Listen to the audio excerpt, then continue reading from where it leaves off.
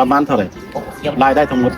รายได้ทั้งหมดอยู่ในนี่เดือนหนึงก็เกือบ 40,000เลย 40,000เกือบ40,000แต่ผู้ละล่าบ่หรือว่าเบิดจุอันผู้แนว บ่แต่ผู้นี่ล่ะ แต่ผู้ละล่ารายได้ 40,000แปลว่าคันเฮาตัดออกแล้วมันยังเหลือจากหมื่นรายได้ โอ้สุด ของเฮาสุดที่ว่าแท้ๆบาดนี้นี่ข่อยที่ว่าแฮปปี้สามารถข่อยอยู่ได้มันก็คือว่าข่อยหักค่าใช้จ่ายออกจนหมดแล้วก็เหลืออยู่14,000-15,000แต่ว่าเขาได้สูงสุดประมาณเท่าไหร่สูงสุดที่คนงานได้หั่นน่ะมื้อนึงโอเคอยู่ประมาณ150เผ่า150เผ่ากับ300เหรียญเขาได้300เหรียญเขาได้แม่นต่อวันหนึ่งแม่นโอ้ Blouse Hawaii travel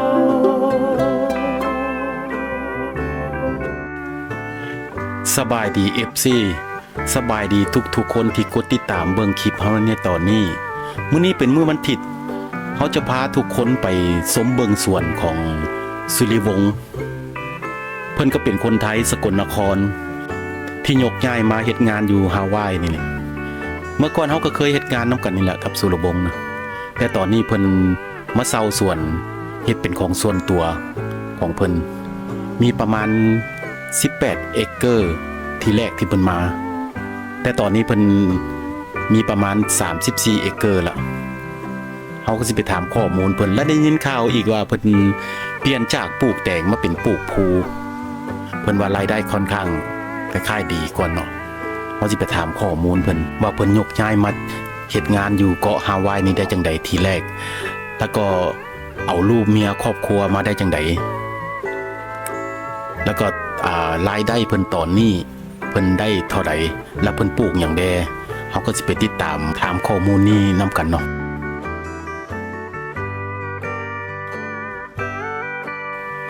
แล้วเฮาก็มาฮอดสวนสุริวงศ์เพิ่นก็เป็นคนไทยสกลนครเนาะย้ำอีกบาทนึงได้มีโอกาสมาเฮ็ดงานอยู่เกาะฮาวายเฮานี่เนาะไปถามข้อมูลว่าสิเป็นแบบใดโอ้น้องชายเฮานี่หน้ายิ้มแย้มแจ่มใสดีเนาะเบิกบานดี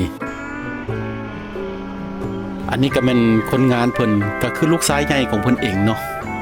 ที่หลังจากเก็บภูมาแล้วเพิ่นก็สิเอามาแพ็คเพื่อส่งต่อให้คนที่มารับซื้อจากเพิ่นเนาะอันนี้ก็เป็นเจ้าของสวนอยู่ทางข้างเพิ่นนี่มารับซื้อปุ๋ยต่อจากเพิ่นครับปุ๋ยเอาแบ่งปันหมู่ปุ๋ยกันถ้าเป็นคนอันนั้นมาเฮาก็แบ่งปันหมู่นำ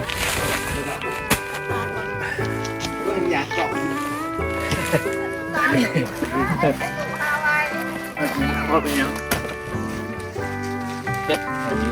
ซอยกันถ้าผมมีปุ๋ยก็เฮ็ดบ่ได้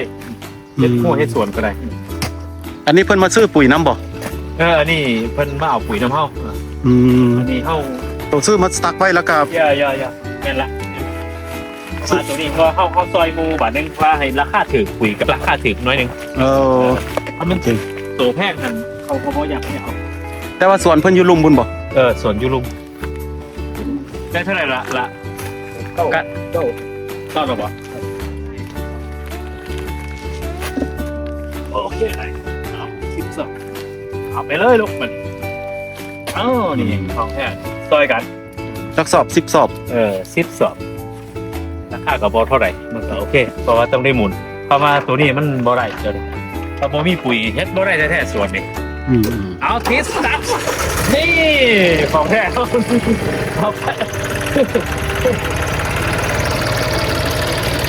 กับเทื่อกันของเทื่อกับเมืองไทยก็ดีกว่านี้เนาะแต่ว่าก็สุดยอดแล้วเด้ดูเอาแท้มันก็ราคามันก็โอเคถ้าเฮาไม่หลายมันก็บ่ได้เนาะว่ามันก็แม่นความจริงเนาะมันบ่ได้ว่านั่นหยังนะว่าต่างคนต่างซอยกันนะว่าง่ายซะ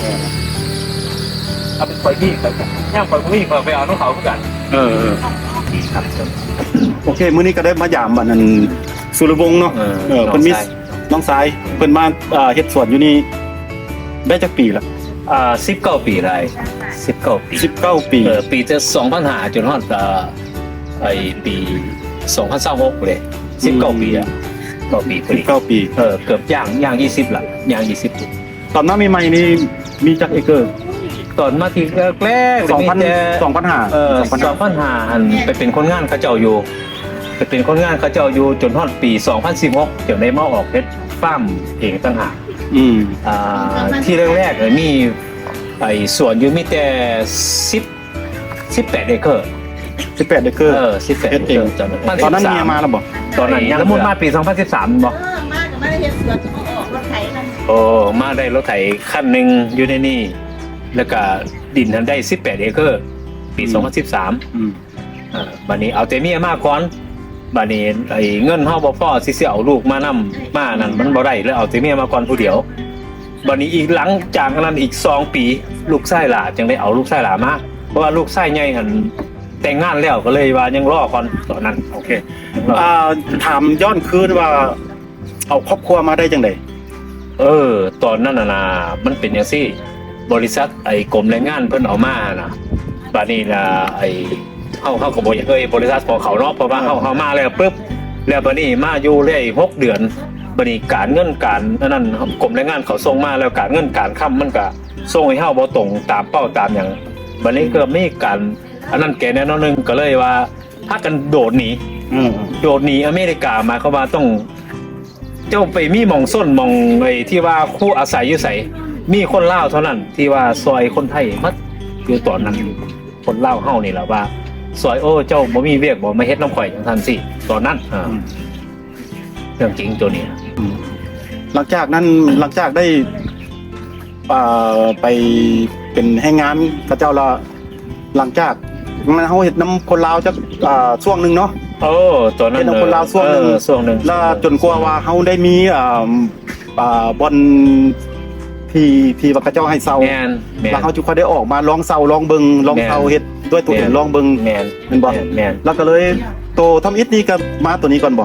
มาตัวฟาร์มตัวนี้ล่ะก่อนเลยก่อนหมู่เลยก่อนหมู่ที่ว่าหลังจากออกมาแล้วก็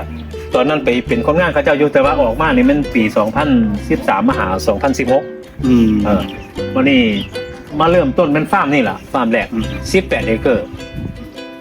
เพิ่นว่า18 เอเคอร์ล่ะอยู่นี่เฮาก็เว้าตามเขาแต่ว่าบริวัติได้หยังแต่ว่าโอเคอยู่18 เอเคอร์ล่ะบัดนี้ถามอยู่บ้านใดอยู่สกลนครอยู่อำเภอคำตะกร้าอยู่อำเภอคำตะกร้าบ้าน3 แยกตำบลแพทย์อำเภอคำตะกร้า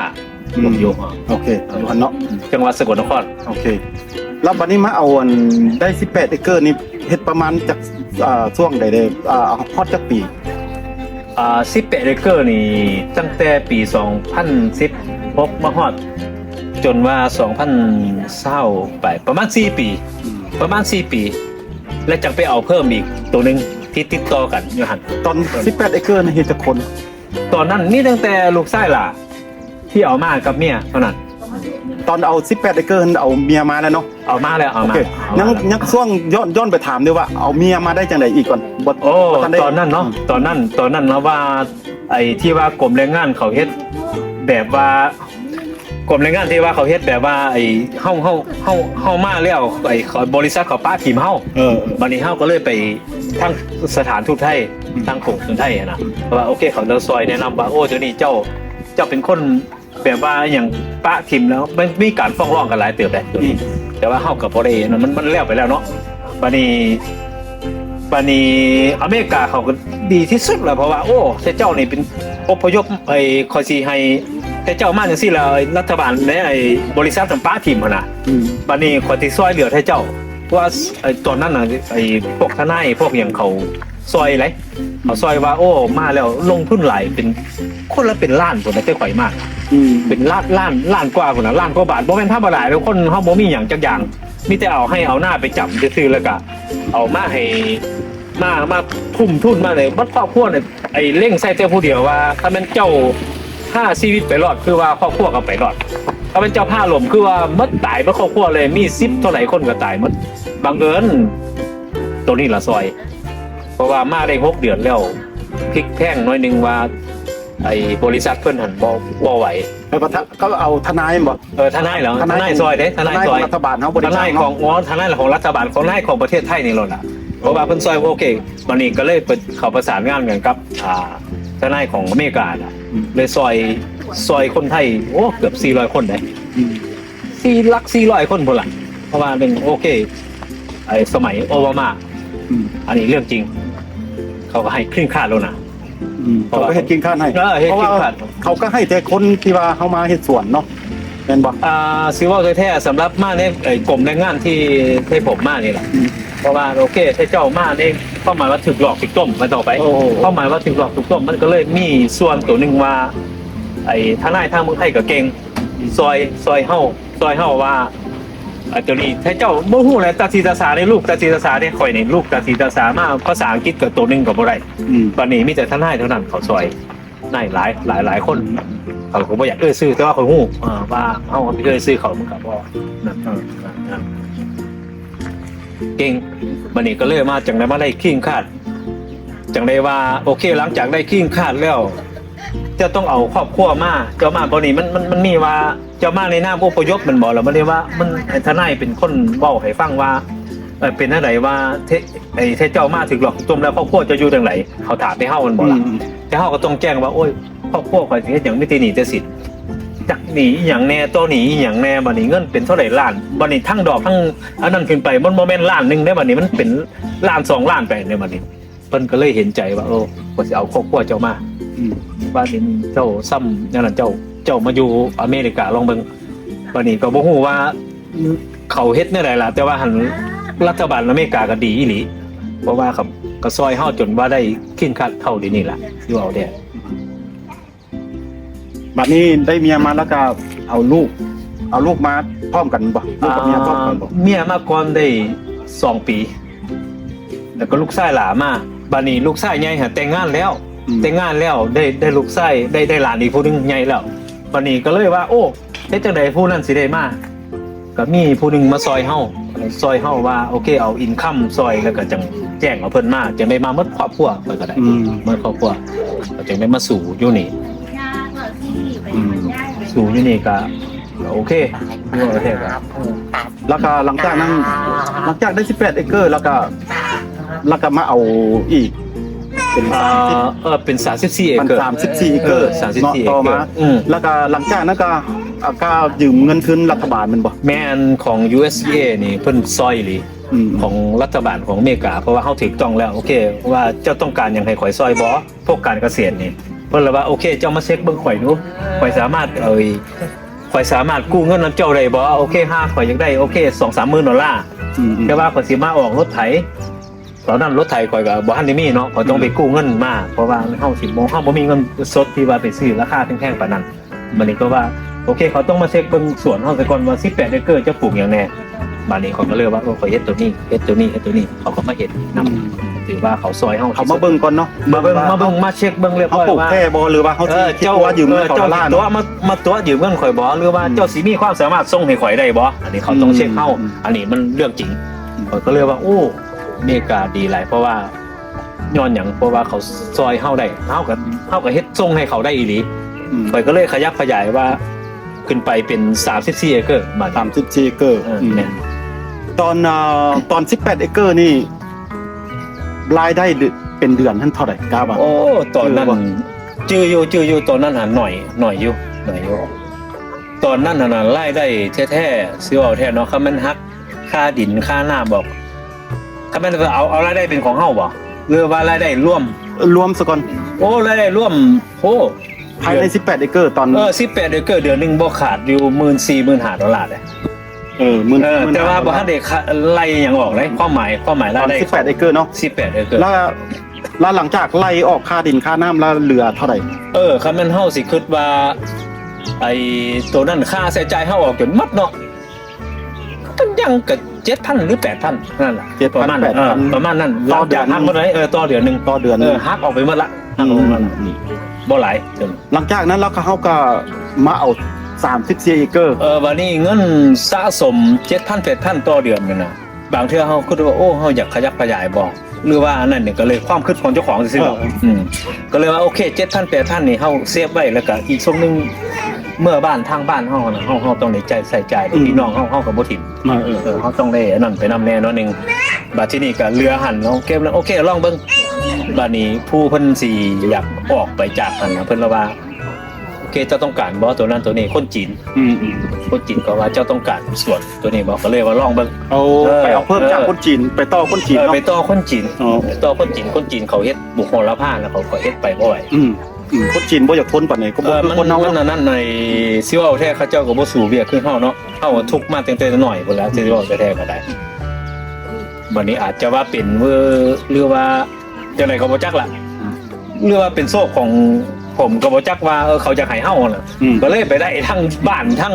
ฟาร์มเลยเป็น34เอเคอร์บาด เพราะว่าเฮาก็ทนอยู่แล้วคนบ้านเฮาแต่ว่าเคยเนาะเฮาเคยเฮ็ดสวนเฮ็ดนาบ้านเฮาแดแล้วก็เฮ็ดให้งานบ้านเฮามันก็ต่างเขาเพราะว่าเฮาเป็นคนอดทนเพราะว่าเขาอยู่นี่เขาก็บ่ค่อยปานใดพวกฟิลิปปินส์หยังเขาก็บ่คือเฮาเฮ็ด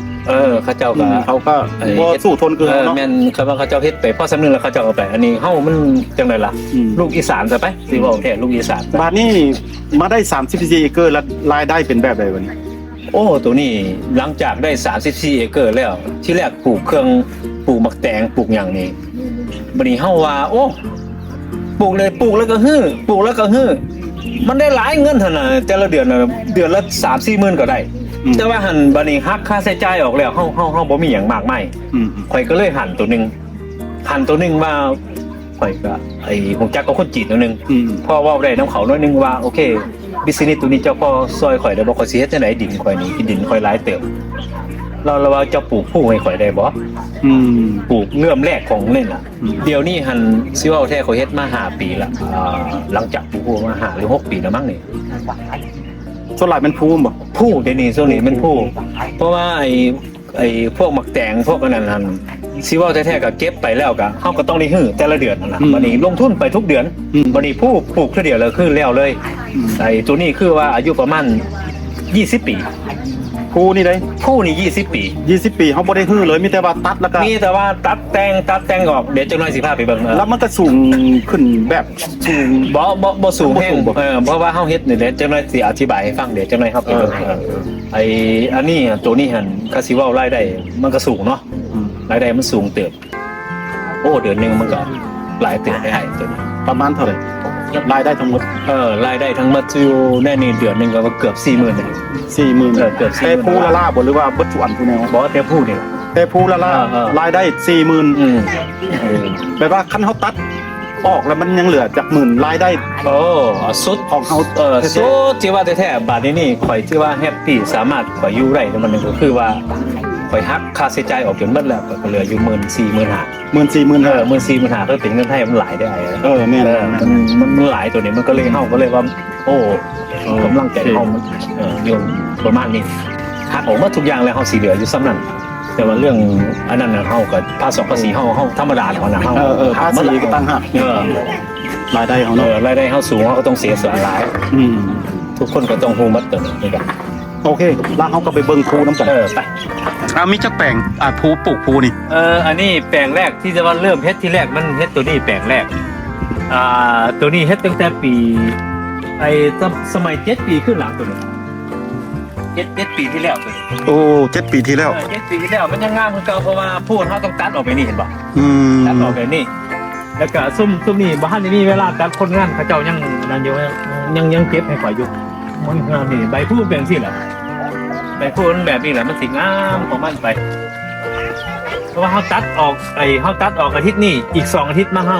เขาก็มาเก็บล่ะเอามาเก็บนี่แม่นไปหน้าไปพูดมั้ยก็ง่ายว่า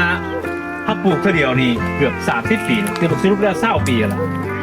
ที่บอกแค่เกือบ30 ปีอายุมันน่ะ โอ้อายุภูนี่ เดียวแล้วมันว่าเขาเก็บเอาแต่เงินนะ โอ้ มันเป็นสัญลักษณ์อันนี้บริแต่งผู้บริแต่งนี่ผู้บริที่ว่าบริดรีมโอเคเอาขอที่ท่าไปเบิ่งตัวที่ว่าอันนี้หมายความว่าปลาแรก ตัวนี้ลงทุนเท่าเดียวแล้วเลย ลงทุนเท่าเดียวแล้วเลยตัวนี้ ปลา ลงทุนหลายได้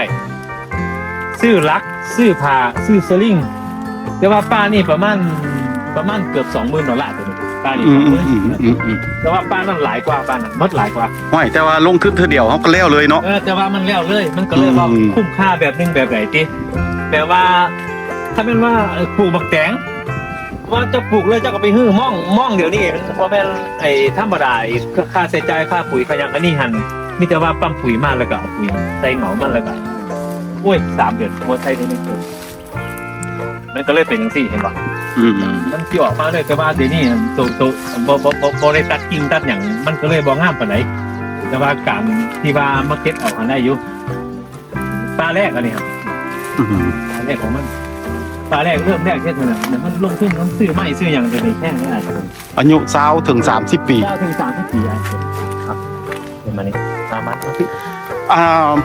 อันนี้จักเอเกิน โอ้ยอันนี้บ่พอเอเกอร์ตัวนี้บ่พอเอเกอร์ดอกเพราะว่ามันอีกน้อยนึงสิฮอดเอเกอร์ตัวนี้วันนี้ปลาที่2วันนี้ตัวติดกัน ตัวที่2ใหญ่ส่ำใด ตัวที่2ครับโอ้ตัวนี้อยู่เอเกอร์แล้วตัว เอเกอร์หนึ่ง เอเกอร์กว่าแล้วตัวนี้ ก็ประมาณ2ไร่5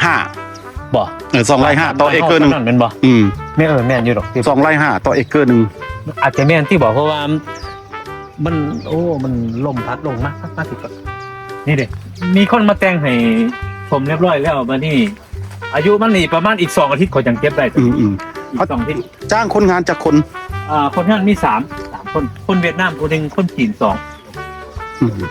มาซอยเฮาอยู่นี่เจ้าจะเก่งเด้ทั้งตัวเองเก็บเนี่ยทั้งลูกไผ่ลูกไส้นะเด้ บัดนี้แรงงานเขานี่ให้มื้อนึงเท่าไหร่ เดี๋ยวนี้เขาจ้างเขาจ้างเขาเป็นเท่าไอ้นี่เด็กผู้เขาเก็บนี่เป็นเท่านึงเขาให้เขา2 เหรียญถ้าแม่นเขาเก็บได้100 เท่าก็เขาต้องจ้างเขาอยู่200 เหรียญ 200 เหรียญ ต่อมือนึงแต่ว่าบังเอิญเขาได้หลายก็หันบ่นี่ผู้เขางามนี่เขาได้หลายก็หันบ่นี่เดี๋ยวนี้ต้องการว่าถ้ามันผู้เขางามปุ๊บนี่เขาต้องการเฮ็ดให้เขางามที่สุดย้อนว่าเขาก็อยากได้หลายถ้ามันเขาได้หลายเท่าไหร่เขาก็ได้เพิ่มขึ้นไปตามนั้น แต่ว่าเขาได้สูงสุดประมาณเท่าไหร่ สูงสุดที่คนงานได้หั่นน่ะมื้อนึงโอเคอยู่ประมาณ150 เท่า110 เท่ากับ300 เหรียญเขาได้300 เหรียญเขาได้ แม่น ต่อวันนึง แม่น โอ้300 เหรียญก็เป็น 300 เหรียญ 300 เหรียญก็หมื่น เกือบ10,000ได้ไอ้เกือบ10,000 บาทเนี่ย เกือบ10,000 บาทเนาะ300 เหรียญ เกือบ10,000 บาทแรงงานของพื้นที่เปิ้นจ้างมาเก็บภูนี่ ผู้นี่ในลักษณะใบผู้บ่นี่เฮาเก็บได้คือซ้ำนี่ใบผู้นี่ต้องสีเขียวแบบนี้นะตัวนี้บ่ให้เก็บนี่ โอ้มันอ่อน ตัวนี้มันอ่อนเจ้าเก็บบ่ได้ตัวนี้ต้องแบบนี้นี่ต้องงาม ต้องเขียวๆแบบนี้ ต้องเขียวแบบนี้อันนี้เพราะว่าเป็นอย่างจังว่าเวลาเขาแต่งให้เฮาเรียบร้อยแล้วเฮาใส่ปุ๋ยทางใต้แล้วเฮาต้องรอให้มันเขียวแบบนี้โอ้งามถือว่าแต่ว่าตอนเขาแต่งหันเขากับบ่ได้เก็บเป็นผ้าเขาแต่ว่าจ้างเขาวันนึงเท่าไหร่ ไอ้ตัวเป็นถ้าแม่นเขามาตัดแต่งให้เฮานี่เฮาจ้างเขาเป็นคู่ละ50 เหรียญนี่ โอ้คู่นึง50 เหรียญ จักคู่อยู่นี่มี14 คู่เขาก็เอาเลยไล่เลย14 คู่คูณ50ไปเลยตัวนี้เรื่องจริงแต่ว่าเขาเบิดในนี้เขาจักมือเขาแล้ว โอ้มาเฮ็ดจะ2 มื้อนึง เฮ็ด2 มื้อ2 มื้อได้800 กว่าเหรียญโอ้แม่นแต่ว่าโอเคได้เขาเจ้าเฮ็ดดีเขาเจ้าเฮ็ดดีเขาเจ้าเฮ็ดดีเพราะว่านึงอันนี้บ่ลูกนิ้วหญ้าตัวนี้บ่มีปัญหา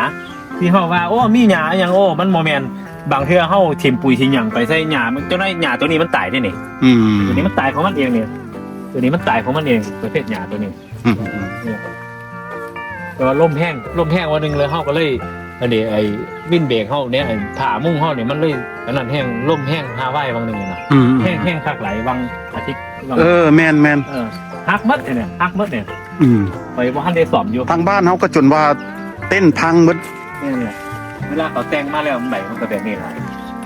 งามมันอันนี้เขาใบใหญ่จังซี่นั่นเฒ่าแก่ผู้นี่มื้อนึงโทรมา3 ชั่วโมงย่ำมันดีซี่โซ่เนี่ยอะไรย่ำมันอันนั้นส่งน้ำกระบไหวนั่นบ่มีผู้ให้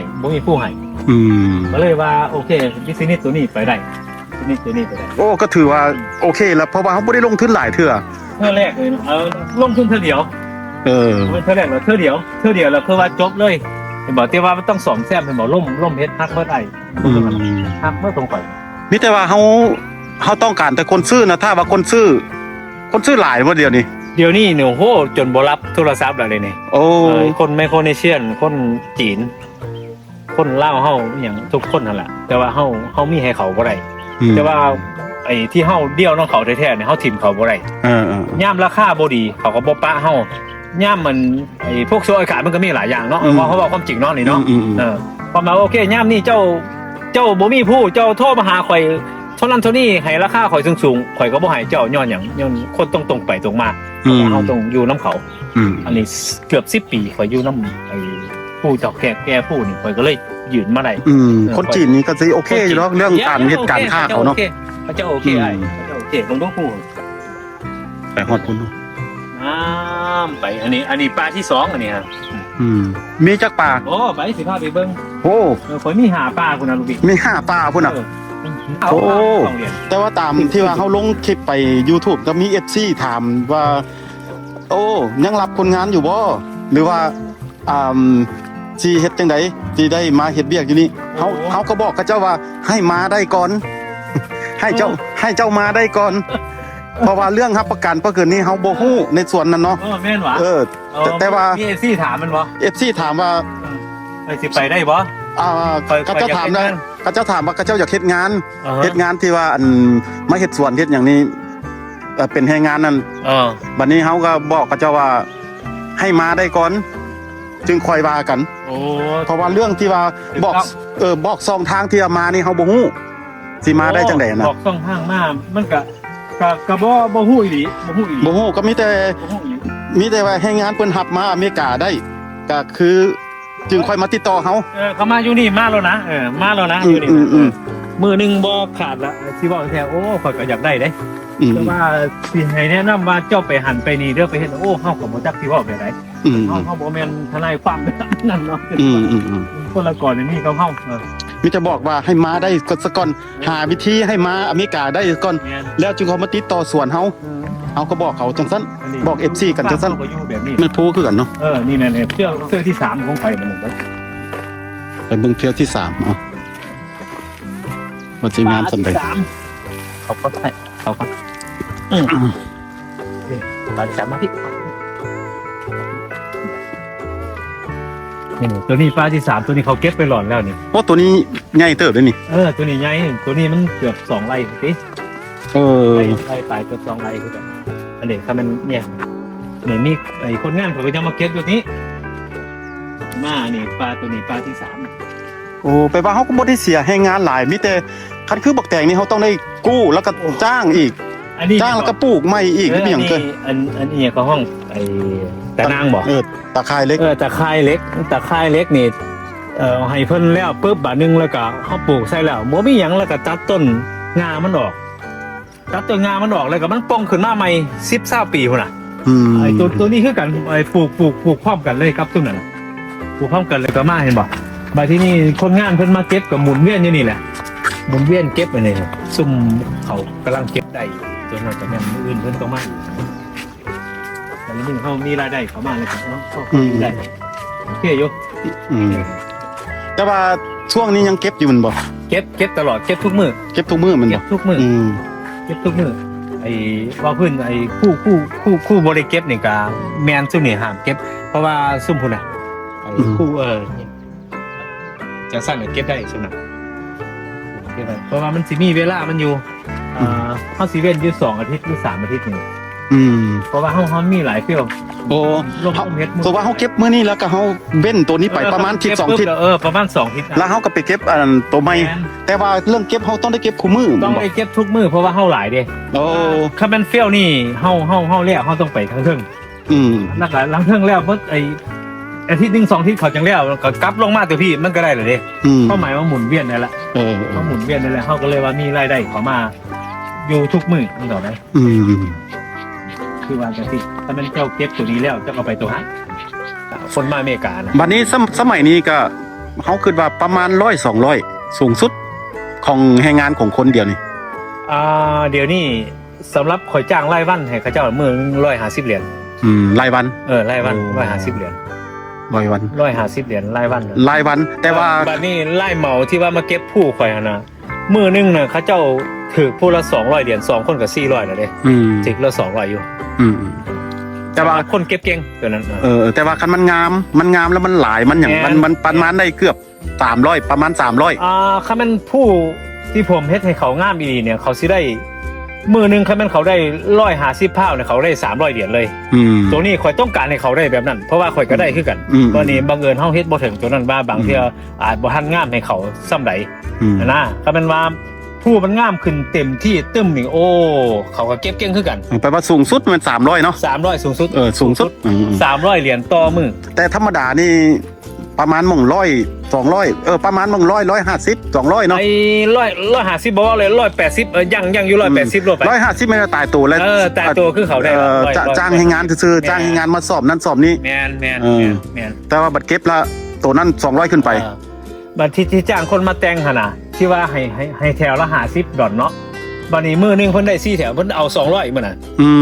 เขาเจ้าต้องได้มือละ200เหรียญเรื่องจริงเรื่องจริงเดี๋ยวนี้เขาเจ้าเก่งแท้อันนี้แรงงานเนาะแรงงาน แต่ว่าคันเขาได้200เหรียญเฮาก็ต้องดับเบิลไปตัว200เหรียญที่เขาตัดนี่เฮาบ่ได้หยังบ่คือเก็บถ้าเป็นเขาเจ้าเก็บผู้นี่เฮาสิได้เงินเขาไปได้ตอนจ้างแรงงานคือว่าเอาเงินเฮาจ้างเองแต่ว่าเขาไปได้ตอนเวลาเขาเก็บผู้แม่นตัวนี้เรื่องจริงคือว่าถ้ามันเก็บผู้เป็นเท่าเป็นเฮาได้เงินนำเขาถ้าแม่นเฮาไปจ้างรายวันมาเฮ็ดอันนี้ให้เฮาคือเฮาบ่ได้หยังคือเอาเงินของเฮาไปให้เพิ่นไปลงทุนแม่นบัดนี้มันดีแบบใดที่ดีไปว่าหลังจากผู้งามแล้วนี่ผู้มาเก็บให้เฮาเป็นรายนั่นตัวนั้นแหละผู้สิเอาเงินให้เฮาบัดนี้ถ้าแม่นว่าเพิ่นมาตัดซุ่มซี่ซุ่มหามันก็บ่ได้เฮาจะเบิ่งคือกันเฮาจะเบิ่งกันโอ้เจ้าเฮ็ดให้ค่อยดีแล้วเนาะจังซั่นสิเพราะว่าเฮาก็มี experience แล้วเฮาจังปลูกได้เด้ถ้าเป็นเฮาบ่มีความสามารถว่าปลูกได้เฮาก็เฮาสิบอกไผได้เขาบ่ฮู้เฮ็ดทีแรกนะฉะนั้นเฮาก็เขาต้องฟังเฮาซะก่อนเจ้าเฮ็ดตามนี้เทนี่ให้ค่อยเลยก็จบนี่ล่ะ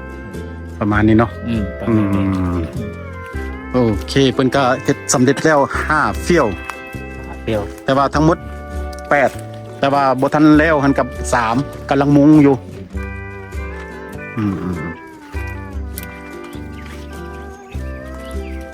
โอเคมันก็ประมาณนี้รายได้แล้วก็การปลูกเฮาสิปลูกอย่างใดเฮาก็คิดเลือกเอาแต่ผสมเทียบเอาว่าตัวใดมันดีสำหรับเฮาแต่ว่าอันนี้เป็นไอเดียนึงที่ว่าเพิ่นค้นพ่อเพิ่นก็มาแบ่งปันเพื่อว่าให้คนฮู้จักนํกันเฮาก็บ่ได้เสียดายความรู้ความหยังเฮาเนาะก็เพื่อว่าแจกจ่ายให้คนที่อยากฮู้จักรายได้แล้วก็เป็นไอเดียของคนต่อไปที่มักเกษตรกรโอเคแต่ว่าเขาสิบอกอันFC ผู้ที่ฟังเบิ่งนี้ว่าการปลูกเริ่มต้นปลูกกันจังไดหรือว่าเขาสิเพาะเบี้ยมันจังไดนี่เขาก็บอกบ่ทันได้เพราะว่าตอนนี้เขาก็ปลูกบ่แล้วเขาก็เห็นตัวจริงบ่ได้ถ้าว่าสิอธิบายให้ฟังนี่ได้อธิบายว่าเขาเริ่มต้นปลูกจังไดแล้วก็แพร่เบี้ยมันจังไดแม่นได้ที่ว่าเว้าซื่อๆแต่ว่าตัว8เที่ยวที่เพิ่นปลูกมานี่เพิ่นปลูกมาเบิดแล้วเริ่มต้นปลูกเบิดแล้วเพิ่นบ่ได้เริ่มต้นปลูกใหม่ก็ประมาณม่งห่วย20-30 ปีข้างหน้าพุ่นแล้วสิได้ปลูกใหม่สิเริ่มอยู่สิเริ่มอยู่เพราะว่าโอ้ยังต้องขยายออกเรื่อยขยายออกโอ้เพิ่นยังสิขยายออกอีกอยู่เพราะว่าดินยังมีอยู่ใช่ก็ได้ถ้าเป็นไปได้นี่บักแต่ว่ายามเฮารีไทร์แล้วยามเฮาเกษียณแล้วเฮาก็สิอยู่นี่บ่หรือเฮาสิกลับเมืองบ้านเฮาบ่ไปใช้ชีวิตอยู่บ้านเฮาบ่ความตั้งใจที่สุดนี่ที่ว่าไปเฮ็ดอีหยังอยู่บ้านก็เฮ็ดฟาร์มคือกันเด้เฮ็ดฟาร์มเพราะว่ามีแต่น้องมีพี่น้องเบิ่งให้อยู่พุ่นเพราะว่าหลังจากถ้ามันเกษียณแล้วก็ลูกเพิ่นคือสิบ่อยากเมื่อดอกให้เพิ่นบริหารต่ออยู่ในนี่เนี่ยว่าเจ้าของอยากเมื่อเลี้ยงปูเลี้ยงปลาเลี้ยงงัวเลี้ยงไก่เพราะว่าเฮ็ดฟาร์มงัวได้อยู่บ้านเพราะว่าเฮาพอได้เงินได้หยังแล้วเฮาก็เนาะไปกินเงินก็บ่หลวงหลายอีหยังดอกแต่ว่าหาพ่อได้อยู่ได้เจ้าของกันล่ะแกไปก็เท่าแล้วล่ะใช้ชีวิตบ้านป่ายอยู่บ้านเฮา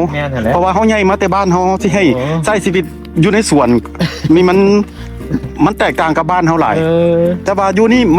มันได้อย่างเดียวก็คือเงินมันอาจจะไปแลกเอาเงินบาทเฮามันอาจจะสูงสูง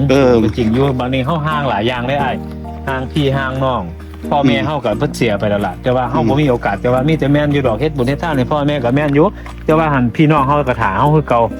เงินนี่แต่ละบาทบางเทื่อเฮาก็บ่ได้ละเลยเด้เพราะว่านึงเฮาหาได้อยู่นี่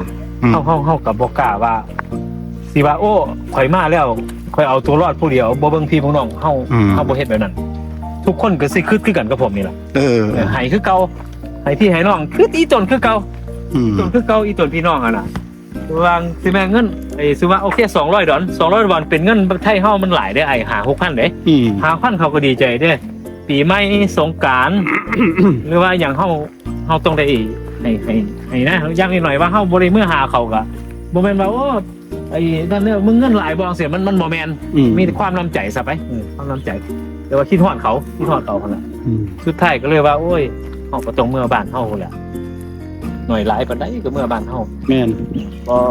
พราะว่าได้ว่าอันนั้นอยู่นี่ก็รู้ล่ะสุดชีวิตแล้วล่ะแต่ว่าบ่แม่นไอ้นั่นดอก เฮาคันเฮาใหญ่มาแต่บ้านเฮานี่มัน คิดฮอดเลย มันเฮามาใช้ชีวิตอยู่นี่อยู่บ้านเฮานี่มันเฮาลึ่งเคยแบบว่าเวลาเฮาออกไปเนี่ยมันก็เป็นคนเฮาเลย แม่น แล้วมันก็มีบัตรมีว่ามีชุมชนมี นั่นแหละ หมู่คู่ที่เฮาได้ลมน้ำแล้วก็ แม่น การขายเครื่องขายของการที่ว่ามันจะแตกต่างอยู่นี่ที่ว่าเฮาออกไปนี่บ่มีการขายเครื่องขายของอย่างแบบ แม่นนี่ ที่ว่า เรื่องเฮ็ดบุญเฮ็ดท่านคือกันได้ผมว่านอกกันโอ้อยากเฮ็ดได้เพราะว่าเป็นหยังคือว่าโอ้ยบุญไอ้บ้านเจ้าของอยู่เนาะเรื่องซี่เนาะเป็นจังเฮาเลยว่าโอ้มีโอกาสหนึงได้เฮ็ดน้อยหนึงก็ยังดีใจเฮ็ดท่านดีใจยังว่าเงินหาได้ส่วนหนึงบ่หลายก็ยากดอกแต่ว่าอีกจิตใจหนึงเฮาน่ะโอ้กินแน่เฮ็ดบุญแน่เบิ่งพี่เบิ่งน้องแน่ก็ยามันก็ยามันก็เป็นสิบอกแท้ๆก็ได้ แต่ว่าต่อไปคันเฮาเฒ่าเฮาแก่แล้วเฮาปล่อยให้ลูกเฮาเฮ็ดอยู่นี่ก็ให้ลูกเฮาฝากไป ความคิดว่าจังซั่นแล้วสุดท้ายเพิ่นก็ว่าโอ้พ่อบ่เอาหลายดอกจังซี่เด้อเฮาแค่จังว่านี่อันนั้นนี่เด้อพ่อเดือดร้อนหยังนึงแต่ว่าคิดว่าลูกเขาก็คือสิคิดพ่ออยู่หรอกว่าย่ำพอเทคแคร์พวกเพิ่นก็คิดว่าต้องเป็นคิดว่าต้องเป็นแบบนั้น แม่นอันนี้เพิ่นอันนั้นกับภรรยาเพิ่นเนาะภรรยาเพิ่นอุ้มหลานอยู่โอเคยังสิล่ะ อันนี้แม่งหลานได้มึงลูกแซะมาหลานมาหาพ่อมาหลานสิออกกล้องลูกบ่โอเคมาโอ้แมทธิวครับอันนี้ตัวปูอันนี้นี่แหละนี่นะในผู้ที่สืบสารต่อตามบ่เป็นหยังไป วันนี้เพิ่นก็ไปเปลี่ยนชุดทำงานเรียบร้อยแล้วเนาะเพิ่นสิพาเขาไปลงไปเบิ่งหยังมื้อนี้ ไปเบิ่งหั่นละวิธีเก็บผู้การตัดการแต่งงามันเล็กๆน้อยๆไปนี่แหละเพราะว่าต้องได้เทคแคร์ไปนำเด้เก็บไปนำเทคแคร์ไปนำเพราะว่าเฮากระสันเฮาบ่มีเวลาที่อันนั้นคันมันเฮาสิเก็บไปแล้วก็จังมาแต่งดีกว่าบ่อันนี้บ่เสียเวลาแล้วก็บ่แม่นว่าเฮาเฝ้าเก็บเอาได้หลายบาทเดียวมันเฮาต้องได้เทคแคร์มันเป็นของตัวเองมันบ่แม่นของอันนั้นได้น้อยได้หลายก็ยามันแต่ละมื้อมันต่อไปแต่ว่าต้องเทคแคร์ต้นให้มันงามไปเรื่อยๆเรื่องหญ้าก็อยากนั่นแน่เพราะว่าบ่ทันได้มีเวลามาเทคแคร์น้ำหญ้าปกติหญ้ามันก็ต้องเปลี่ยน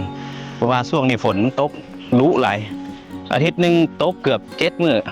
เฮาแทบบ่มีเวลาแทบสินั่นข้างในนี่อันนี้มีคนมาซอยอันนี้มีคนงานผู้หนึงอันนี้คนเวียดนามเพิ่นก็นิสัยดีนี่เก็บเฮ็ดให้ละเอียดเฮ็ดการเฮ็ดงานก็ได้ คนงานซอยโน่นนี่ ให้คนงานซอยเนี่ยอันนี้เดี๋ยวเก็บเทื่อละใบผู้ก็ได้มันเป็นแบบนี้เลยคนงานเพิ่นซอยเพิ่นก็เก็บรายละเอียดดีใบไม่ใช่ใบขนาดนี้เอาได้นี่เพิ่นเก็บแต่นั่นแหละเพิ่นเก็บนั่นแหละเพิ่นซอยเฮาอันนั้นไปตามนั้นอยู่บัดนี้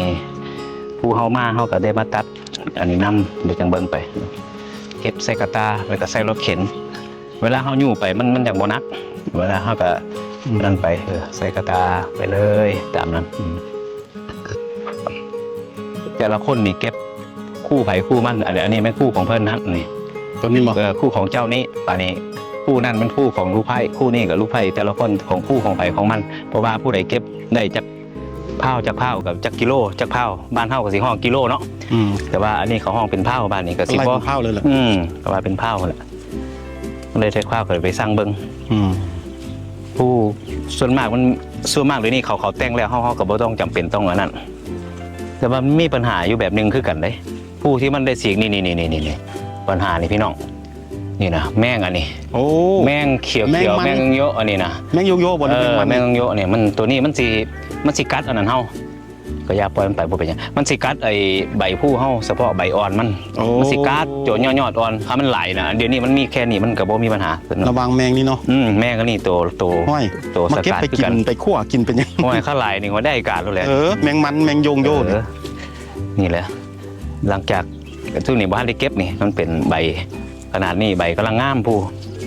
ใบกำลังงามใส่ปุ๋ยเขาก็ได้ใส่ทั้งขางมันแบบนี้เพราะว่านี่เวลาเข้าหน่อยมันเข้าบ่ได้มาดึงแบบนี้ปกติก็ต้องได้ดึงหญ้าดึงยางออกแบบนี้แล้วจังเต็กกองปุ๋ยสองฝากเดี๋ยวนี้มันสิเฮ็ดให้มันได้กินหลนปุ๋ยซุ่มเข้ากองเลยอีกซุ่มหนึงเขาสิปั๊มมาทางน้ำกับอาทิตย์หนึ่งเทื่อหนึ่งนี่ลูกไผ่2 คนเป็นเก็บเนี่ยอันนี้คู่ของไผ่ของมันคู่ของไผ่ของมัน คนละ เสียหายได้ไหมเสียหายกล่องเลย สบายดี สบายดีจ้า สบายดีสวัสดี อันนี้ซุ่มใบแตกๆอันที่มันบ่ได้เอาแล้วเขาเจ้าก็เก็บเป็นอันนั้นของ ลูกไผ่นี่ก็อยู่บ้านเดียวกันบ่ อยู่สกลนครหมดทุกคน สกลนค ส ร กลนครอยู่อำเภอคำตะกา อำเภอคำตะกา คำตะกาว่านอนอำเภอคำตะกาว่านอนใช่กันไอ้ลูกไผ่ใหญ่อยู่อำเภอว่านอนที่จริงข่อยก็อยู่อำเภอว่านอนแหละบัดนี้มาเอาแต่งงานแล้วแม่อยู่คำตะกาอยู่อำเภอว่านอนมาทุกคนแล้วนี่ ไป ก็มาพร้อมกันดีวะ เอามา ซ้ายบ่ เอามากับลูกชายใหญ่เห็นผู้นี่ผู้นั้นมาน้ำหลัง มาน้ำหลังมาได้จักปีแล้วพุ่น อันนั้นมาจักปีแล้วนะ ผู้น้ำหลังนะ ผู้น้ำหลังว่ามาได้2 ปี 2 ปีหาก็ได้2 ปี หาก็ได้2 ปีผู้นั้นก็ได้2 ปีผู้นี้ได้5 ปี 6 ปีแล้วผู้นี้ แต่ว่าเป็นจังได๋เวียกอยู่นี่นักบ่หรือว่านักก็อยู่บ้านเฮาบ่หรือว่าเบาก็อยู่บ้านเฮา บนักจ้ะ บ่นักปานใด นักมีแต่ว่าเก็บยืม นักแต่ว่ากับสมกับเงินเนาะ โอเค เอาก็คือเงินพุ่นไปแลกบ้านเฮามันก็ได้หลายกว่าบ้านเฮาก็ให้งานคล้ายๆทอกัน โอ้ตัวนี้มีปัญหาในไหนเนาะมิว แต่ว่าคันนั้นนั่นได้อยู่นี่ไปใส่อยู่นี่มันก็บ่ปานใด มันก็ การของสิน มัน กำแพง การพ่อๆกันกับบ้านเฮาสิว่าแท้ๆกัน ใส่ สม ใจ มติ มัน ว่า ก็แพง สมมุติว่ามื้อนี้ได้500เหรียญจังซี่อยู่บ้านเฮาก็ซ้ำบ้านเฮาได้500 บาทหั่นละเพราะว่ามันได้ใส่เงินของเขาอยู่พี่เด้ก็แม่นเฮาคิดเป็นเงินเฮาเมื่อบ้านเฮาเนี่ยมันแม่นมันได้สมควรนี่นเลยเก็บเป็นเลี้ยงแบบนั้นแหละเลี้ยงอย่างละเอียดแบบนั้นเวลาเฮาแพ็คใส่บล็อกเนี่ยเวลาจังไปเบิ่งยามแพ็คใส่บล็อกนี่เก็บก็เก็บแบบนั้นนะเทื่อละใบแต่ว่าก็ม้วนไปแบบนึงเด้แบบนึงนี่ก็ได้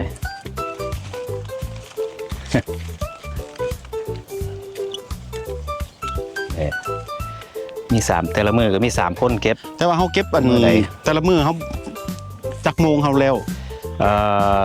เนี่ยมื้อเช้าเฮาก็ลงประมาณ9 โมงหรือ10 โมงบางมื้อคันมันน้ำหมอกลงหลายหรือน้ำฝนตกเฮาต้องให้มันแห้งกระสั่นอยู่ใต้ใบมันสิเป็นเขาห้องมันนี่หยังครับมันสิเป็นถือน้ำฝนทั้งพุ่นหลายเปียกแล้วมันสิเปียกข้างนี้แห้งแล้วมันสิบ่แห้งเลยเด้ บ่แห้งเลยว่ะ บ่แห้งเลยบัดนี้เฮาเอาไปทับกันแล้วมันสิเน่า โอ้ เฮาต้องฮู้วิธีว่านี่ครับแบบนี้ถือว่าสุดงามสุดละเพราะว่ามันบ่มีหยังบ่มีฝนบ่มีหมอกยามมื้อเช้าส่วนมากหมอกสิลงเฮาต้องถ่ายเวลาย่างโดนก็สิประมาณ9 โมงเช้า9 โมงเช้าก็เริ่มสตาร์ทเก็บได้ละ บัดเฮาอยากเลิกยามใดก็ได้บ่หรือว่า อันนี้ของเจ้าของเองเฮาแล้วแต่คันมันว่าโอ้มื้อนี้เฮาสิฟ้าไปแพ็คไปแพ็คใส่กล่องให้เขาหั่นแม่นว่านี่จักหน่อยพวกเพิ่นก็ได้เลิกออกไปละแพ็คใส่กล่อง โอ้ไปตามเวลาที่ว่าเขาต้องได้แพ็คเนาะ คันมันค่ำหลายมันก็ยากเฮายามมันมืดนะยามมันค่ำมันก็คันมันเฮายืนโดนมืดแล้วก็เมื่อยแน่แล้วก็เฮาต้องออกไปแพ็คไปเว้นบอกว่าได้เท่าใดบล็อกก็ยาแต่ เขา ละ ก็ มื้ กล้าเอาตามเพราะว่าเขาเป็นเจ้าของเองเนาะ แปลว่าเฮา เอง บ่แม่นเฮาว่าข่อยต้องได้เท่านั้นเท่านี้เฮาเว้าตัวกันบ่ได้เพราะว่าบางมื้อก็ได้หลายบางมื้อก็ได้หน่อยย้อนอย่างตีย้อนว่าผู้อยู่กับผู้คือกันคันแม่นผู้เฮางามผู้เฮาดีแบบนี้นี่เก็บได้เร็วคันแม่นผู้เฮามีแต่ใบอีหยังที่ว่าบ่ดีหลายๆบ่ได้แต่งบ่มีดีตัดตัวนี้แต่งที่ว่าบ่ได้แต่งคือแบบนี้แม่นว่าเจ้าเสียเวลาที่สิได้เก็บมันได้น้อยมื้อนั้นแต่ว่าที่แน่ๆส่วนนี้ป้านี่หันมันโอเคละมีแต่ว่าเก็บเอาใบเลยบ่ต้องไปเฮ็ดหยังมันเพราะว่ามีคนแต่งให้ไปเรียบร้อยแล้วซุมนี้หมายความว่าเพิ่นเก็บมาแล้วต้องถ่ายอีกประมาณอาทิตย์หรือ2 อาทิตย์จังสิกลับคืนมาได้ข้อหมายหมุนเวียนไปสุดแล้วก็กลับมาคู่แรกมาหมุนเวียนคันแม่นป้านี่แล้วก็ขึ้นไปป้าใหม่แล้วก็หมุนเวียนคือกันนี่แหละก็เลยสามารถว่าสิหมุนเวียนได้ อันนี้รถฉีดยาไอ้ตัวนี้เขาต้องได้ใส่อันนี้ค่าใส่เครื่องตัวนี้ฉีดพ่นยาหมักแตงพ่นอันนั้นอันนี้มันต้องใส่นี่เลยใส่ถังจังสิว่ามันเศร้าส่วนมันต้องอาศัยตัวนี้มันสำคัญเป็นซ้ำเป็นหัวใจซะครับแม่นว่านั่นก็ต้องมีเครื่องไม้จังสิครับแม่นสิว่าผสมร่วมกันซะไปถ้ามีแบบนี้เขาก็จังเฮ็ดได้เฮ็ดฟาร์มเฮ็ดสวนก็ได้นี่อันนี้เป็นเผือกหัวได้นี่เผือกของ5 ว่ายได้นี่ลืมเบาสู่ฟังมาได้มาทั้งนี้เลยก็เบิ่งโลกก็ได้บ่เป็นหยังเป็นเผือกของไอ้ยังเกาะเผือกซามั่วไหมเขาเอิ้นนั่นพันธุ์ของซามั่วเด้ของภาคของซามั่วเด้เอาไปเฮ็ดเล่าเอาเขาเอาไปเฮ็ดเอาไปเฮ็ดเขานั่นละไปเฮ็ดในคลองหยังพ่อยนั่นละตัวนั้นละอันนี้เขาขายไปสุดนึงแล้วค่อยดึงเอาแต่หัวใหญ่หัวนึงประมาณจัก7 เผา 8 เผาคันบ้านเขาก็เอิ้นว่าบอนแม่นบ่บอนหรือเผือ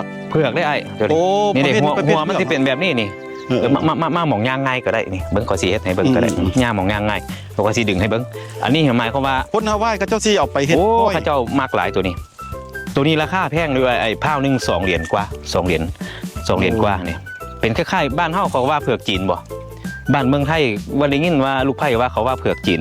ปกติมันสีขาวนะเผือกอันนี้ไงจังซี่มันเขาเอิ้นว่าจีนของจีนเพราะว่าจีนมันก็เจ้ามักเฮ็ดแต่ว่า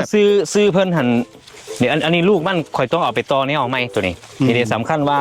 เผือกตัวนี้นี่สามารถเอาลูกน้อยที่มันสิออกข้างๆนี่เฮาต้องเอาตัวนี้ไปต่อแนวมันบัดนี้เฮาสิเริ่มลงไหลก็นี่แหละที่ข่อยป้าไว้นี่ย้อนเฮาต้องเอาตัวนี้ไปปลูกเฮาตัดเจ็บส่วนจังซี่แล้วก็สมมุติว่าเฮาสิปลูกเนาะอันนี้ว่าพื้นว่านั่นดอกนี่เขาไปเสียบลงแล้วก็ปลูกเป็นเอเกอร์ได้เลยแต่ว่าอายุมัน8 เดือนจังเก็บได้ใส่เวลาโดนหลายคันแม่นเฮาดินเฮาบ่หลายนี่คือว่า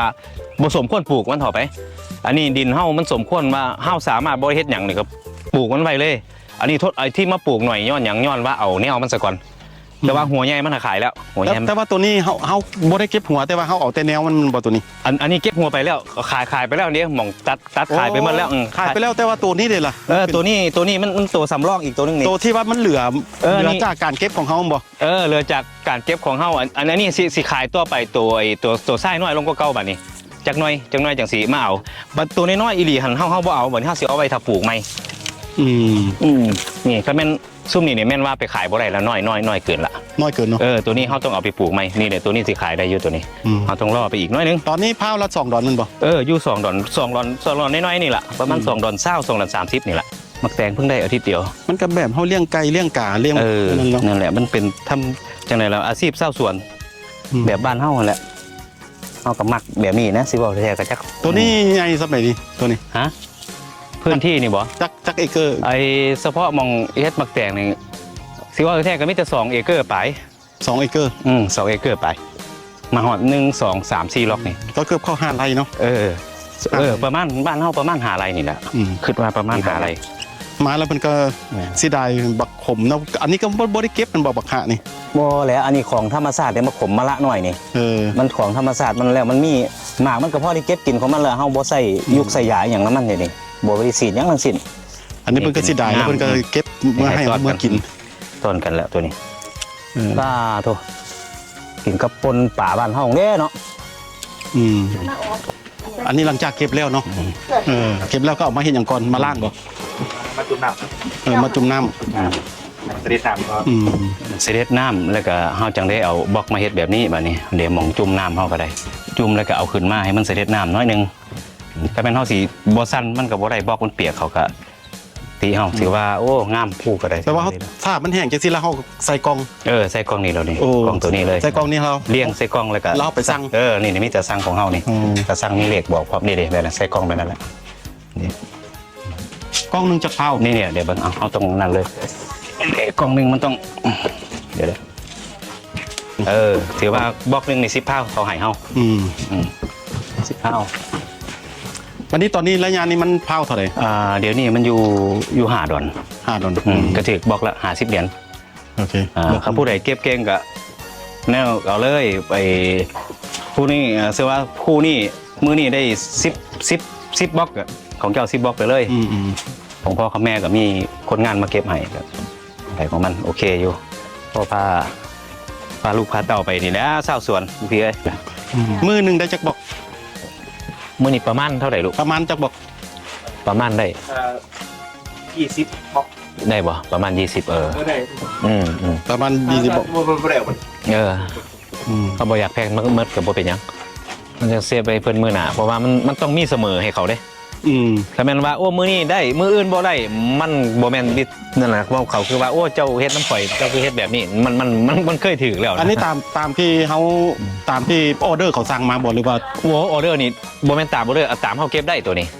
โอ้ ตามเฮาออเดอร์นี่หลายอีหลีแต่ว่าเฮาบ่มีความสามารถว่าเอาไปให้ได้เพราะว่าผู้เฮาบ่พอเขาอยากได้มื้อละ100บล็อกพุ่นล่ะมื้อละ4-50มื้อละ100บล็อกทุกมื้ออยากได้มันเป็นไปบ่ได้ตัวนี้ แต่ว่าเขาส่งเขาได้แต่20บอกกันเนาะ สูงสุดนี่20ก็บล็อกนั่นแหละ 30ก็ได้ 30ก็ได้เคยได้ บางมือกันเขาได้หลายเขาก็นั่นหลายเนาะ บางมื้อก็ได้ เอาแต่ตามเขาเก็บได้ เอาแต่ตามเฮาเก็บได้ ขึ้นน้ำพูคันพูงามเขาก็เก็บหลายเขาก็ ผู้งามเฮาก็ได้หลาย อย่างเดียวเนี่ยแหละมือสมังแพ็กกับลูกไส้2คนนั่นแหละแพ็คเมียเก็บมาผัวก็ต้องแพ็กนะ อันนี้ไม่อย่างนี้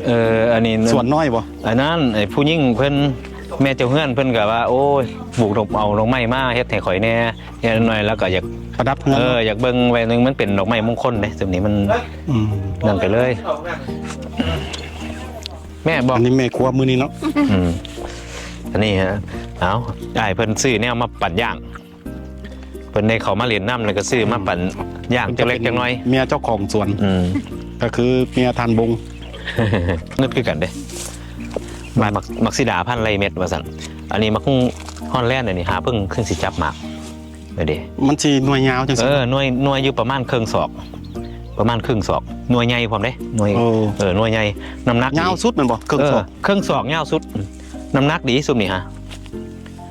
เขาปลูกระยะห่างกับซ้ำนี่เขาเป็นสิว่าแท้ๆไอ้เขาเจ้าที่จริงเขาเจ้าก็สิปลูกห่างกว่านี้ก็บ่จักหรอกแต่ว่าอันนี้เขาลองปลูกเบิ่ง นี่ทดลองซื่อทดลองซื่อ เฮาบ่ทันได้เก็บเทื่อนบ่ หมอเพิ่นสิเนี่ยเพิ่งออกหมากนี่ แต่ว่าพวกกินหลายนั่นก็เป็นฟิลิปปินส์เนาะ ที่แน่ๆฟิลิปปินส์มักมะฮุงพันธุ์นี่อยู่เมืองไทยเมืองลาวเฮาก็หลายมะฮุงพันธุ์นี่แต่ว่าเฮาเอาไปตำเฮาต่ำแล้วเฮา แต่ว่า ต่ำดิบ ฟิลิปปินส์เอาไปแกง ครับ แกงใส่ไก่ แม่นละ ลองปลูกลองเบิ่งคันถ้าว่ามันขึ้นมันได้ผลเฮาก็สิปลูกต่อไป ก็สิเอาเม็ดมันขยายต่อไปตัวนี้มันมะฮุงพึ่งเลยมามะฮุงฮอลแลนด์เขาว่าจังซั่นก็บักฮุงฮอลแลนด์ฮอลแลนด์ แปลว่าสถานที่ตัวนั้นก็เป็นของเฮาบ่จนฮอดพุ่นบ่ แม่นมันบ่มีเวลาคินจนฮอดคุ้งปลาผู้ใดอ้ายโอ้ความหมายจากใต้ที่เฮาเห็นอยู่พุ่นแล้วกลับขึ้นมาจนคุ้งปลาตัวนี้18เอเคอร์ตัวนี้เขาเลย18เอเคอร์บัดตัวนั้นไอ้จักเอเคอร์รวมกันแล้วเป็น34รวมกันหมดครับ34เอเคอร์เฮาเซาเขาได้ดินบ่แม่นดินเฮาซื้อดอกเฮาเซาเขาเซานี่เอเคอร์นึงเท่าไหร่เดี๋ยวนี้สภาพของไอ้เนี่ยก็ไอ้บริษัทเพิ่นเอาน้ำเฮาหันเอเคอร์นึง93เหรียญสำหรับของข่อยเอเคอร์93เหรียญแต่ว่าทางอื่นแพงได้150ทั้ง300ฮอด300ก็มีอันนี้93เหรียญตะกี้ที่แรกๆที่เขามาใหม่ๆหันมีแต่เอเคอร์นึง75เหรียญถือว่ามันขึ้นเพราะว่าไอ้นั่นมันแล้วเขาขึ้นแล้วเขาขึ้นตาซ้ำนี่ก็บ่เป็นหยังเพราะว่าทางอื่นก็แห้งแพงก็เลยว่าเป็นโชคดีเขาสิว่าแท้ๆก็โชคดีว่าเพิ่นหรือว่าเพิ่นจะขึ้นต่อไปอันนี้เฮาก็บ่ฮู้คือกันแต่ว่าเขาเพิ่นขึ้นต่อไปก็จำเป็นเพราะว่ามันดินเขาเด้เขาเซาเขาเด้จำเป็นละตัวนี้โอเคว่าซ้ำทำได้ก็ยังบ่เป็นตอนนี้เขาแพ็คเครื่องแล้วละแพ็คเครื่องตัดภูตัดอย่างแล้วละประมาณมอง 6-7 โมงแล้วเนาะเดี๋ยวนี้เนาะ6-7 โมงแรงแล้วเพิ่นก็มาปิ้งบาร์บีคิวสู่อ้ายสู่ซ้ายกินนี่ต้องกินแบบนี้หน่อยนึงมายามเพิ่นปิ้งกุ้งหน่อยนึงอันนี้อาจจะสีหวานกำลังสีหวานเอ้าน้องกำลังสีหวานเลยนี่เอาไปนำเลยหมอผู้ใหม่บอกเลยนี่ก็คนงานเพิ่นเนาะเป็นยังกะยามันสาคอนกะยามันแล้วมันไปละโอ้ไอ้เพิ่นเอาซื้อเบียร์มาปั่นกินซะดอกก็เลยเอาน้ำเพิ่นก็ลูกไส้กำลังออกไปซื้ออยู่อันนี้เพิ่นเฮ็ดสวนนี่ใส่นี่เด้สวนน้ำกันนี่เด้สวนน้ำกันสวนเพิ่นปลูกหยังนี่อย่างแน่สาคอนนี่ผู้มีหมักทั่วมีหมักนี่อย่างไรนี่เผือกบ่ใบเผือกนี่ใบเผือกมันอยู่โดนแล้วบ่นี่โอ้พร้อมกันนี่แหละพร้อมกันพร้อมกันนี่แหละสาคอนก็ได้แต่กี้ไอ้มือนึงของพ่อใหญ่อยู่ล่ะเรา โอ้ นี่แหละมือหนึงแล้วแหละนี่ ข้าขาดผู้นี้ไปแม่นว่าเดือนเครื่องเจ้าบ่เดือนนะการแพ็คการส่งหั่นนะ แปลว่าจอด บัดนี้ฮะเราเฮ็ดส่วนตัวเราแล้ว เฮ็ เฮ็ ด ดเองแล้วบัดนี้ เฮ็ดเอง เฮ็ดเองบ่ได้ส่งเท่าแก่อยู่บ่ ส่งคือกัน ส่งคือเก่า ส่งคือเก่าเพราะว่าหนึงทั้งขายแล้วแต่สิขายแล้วแต่สินั่นเพราะว่าเฮาเฮ็ดเองแล้วเป็นส่วนตัวเลยเด้ อันน่ะมีจักเอเกอร์ เอาไหนอีกป้า อ่ะเดี๋ยวนะ สิเคยเฮ็ดจักคน ที่ให้ลูกๆไป ครอบครัวจักคน ครอบครัวเพิ่น 4 คน อืม โอ้ปลูกภูกับมีหยังอีก มีผู้มีเผือกมีหยังหรอสาครของเจ้า ผมจะลงนี่ไม่ใช่แล้วไม่บอกเพชรหวานตัวอย่างนี้ อ๋อเป็ดบาน เพกหวาน เป็ดบานถั่ว โอเค คลิปไปเยี่ยมยามถามข้อมูลของสวนน้องสายสุรวงศ์กับบทแต่เพียงเท่านี้เนาะถ้าผู้ใดมีคำถามหยังอยากรู้ข้อมูลหยังเพิ่มเติม หรือว่าอยากให้เฮาไปถ่ายหม่องใดอยู่ในเกาะฮาวายอยากรู้ข้อมูลหยังก็ให้พิมพ์อยู่กล้องใต้คลิปของเฮานี่แล้วเฮามีโอกาสเฮาก็สิไปถ่ายเอาให้เบิ่งถ้าว่าผู้ใดเบิ่งวิดีโอเฮานี่ว่ามีประโยชน์ก็กดติดตามกดไลค์กดแชร์กด Subscribe ให้เด้อขอขอบใจ